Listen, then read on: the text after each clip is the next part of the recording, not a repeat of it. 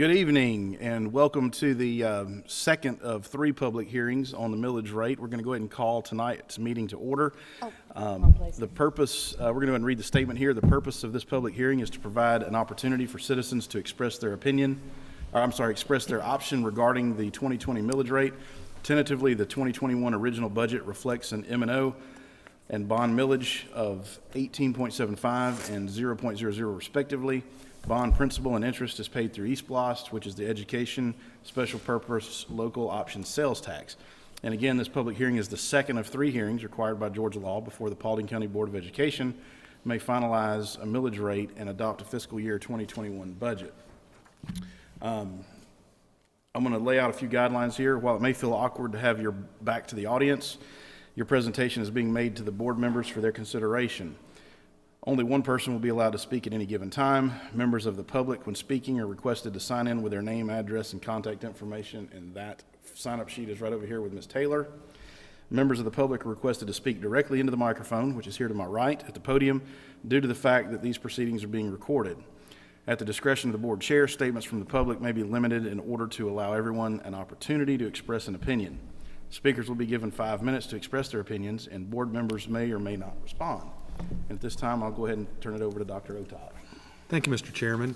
I'd like to ask Mr. Steve Barnett, the Chief Financial Officer of the Paulding County School District, to come forward. He's going to provide a presentation to our community.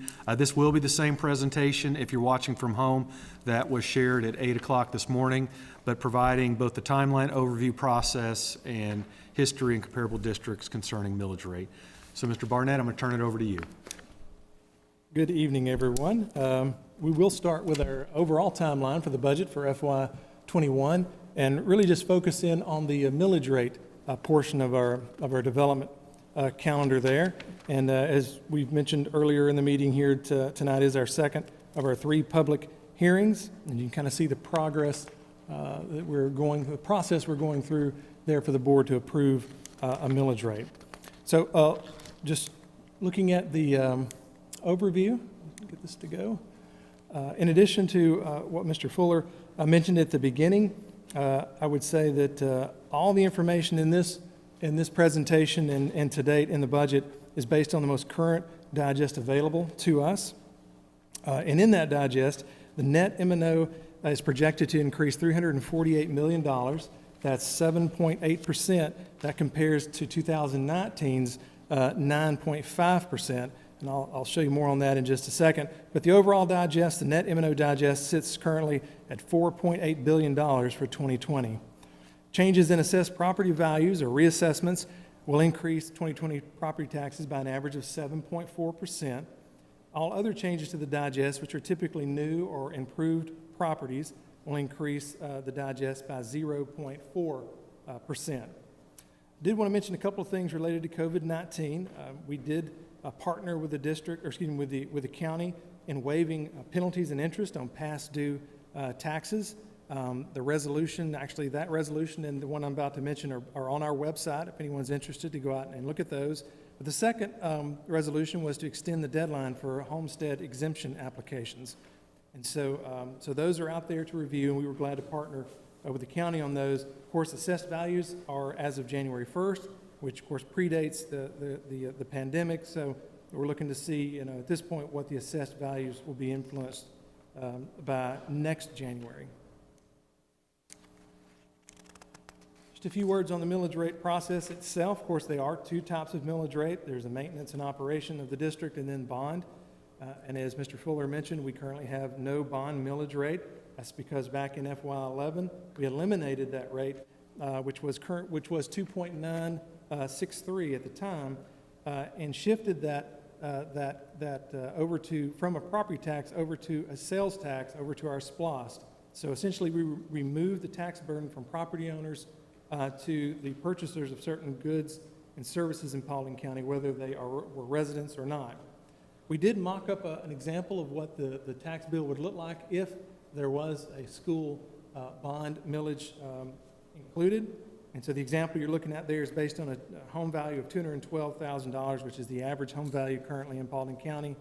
And again, at the rate of 1.682 to cover that debt service, this person's tax bill would increase $139 annually if it were not for SPLOST.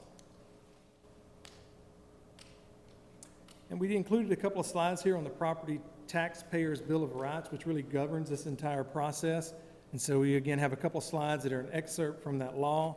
I'll just mention at the end here, kind of what's going on tonight is governed in that process or in that law. And so we're required to conduct 3 public hearings. We're required to have certain requirements as far as publishing notice of the hearings and then also issuing a press release. All those things are kind of governed by the Taxpayer Bill of Rights. And speaking of the press release, here is a copy of our press release that was issued on June 29th. And just would highlight a couple of things there at the top. The Board of Tax Assessors, there in bold, right there in the middle of that first paragraph, the Board of Tax Assessors is required by Georgia law to redetermine the value of property and increase the assessment. That process is called reassessment. Of course, the Board of Tax Assessors is a separate entity from the school board. And so, but when it's warranted, they do increase the assessed value.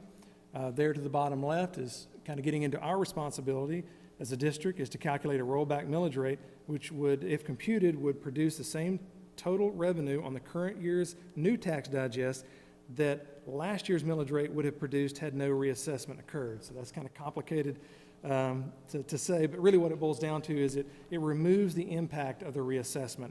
That is essentially what a rollback rate does. In fact, we have an example there on the screen there in the middle is under the columns 2020 increase. You'll see again that $212,000 value. Again, that's the average for Paulding County. You follow that column down at 18.750, which is our current millage rate.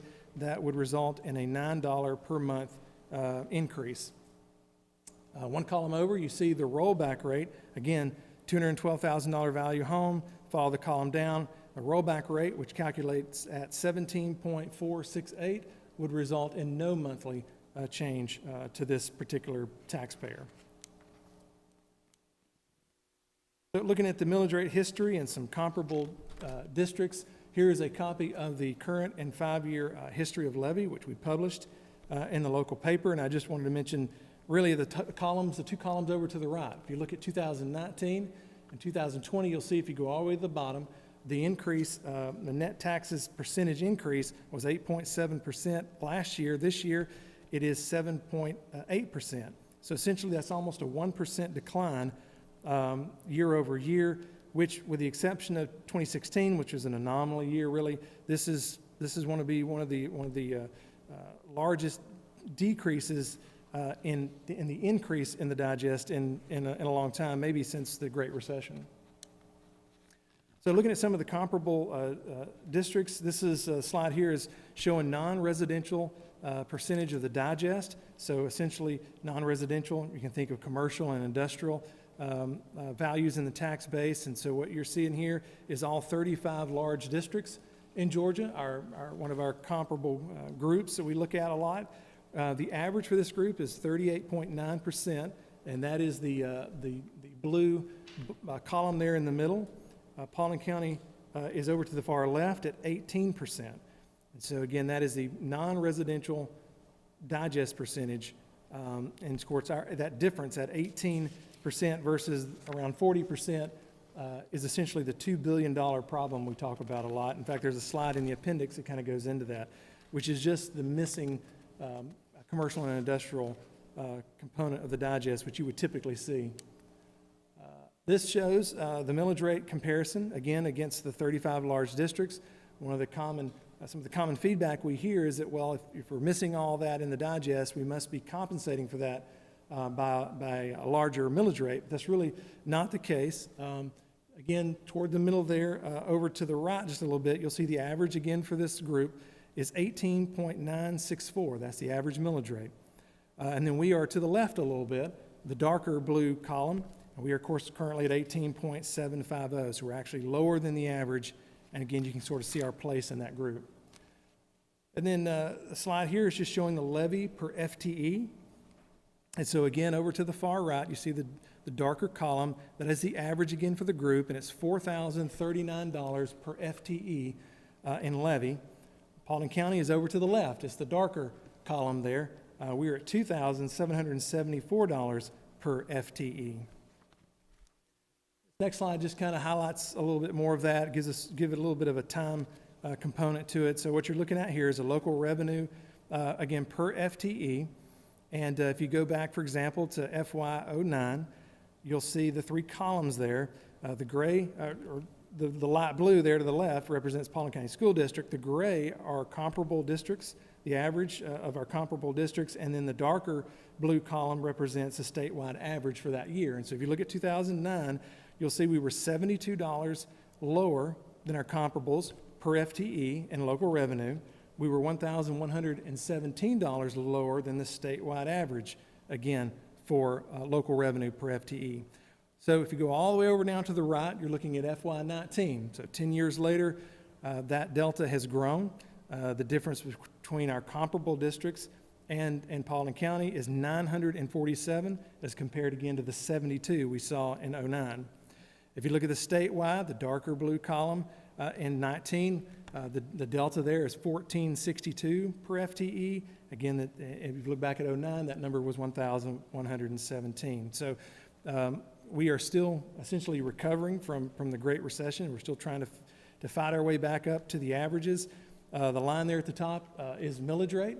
And so what it's showing you is the millage rate has stayed consistent throughout that time period, except for a small adjustment back in FY15. So essentially, the movement you see there in the chart is all digest. It's not influenced by the millage rate. It's just showing us the hit that we took during the Great Recession, and then us still trying to climb out of the hole.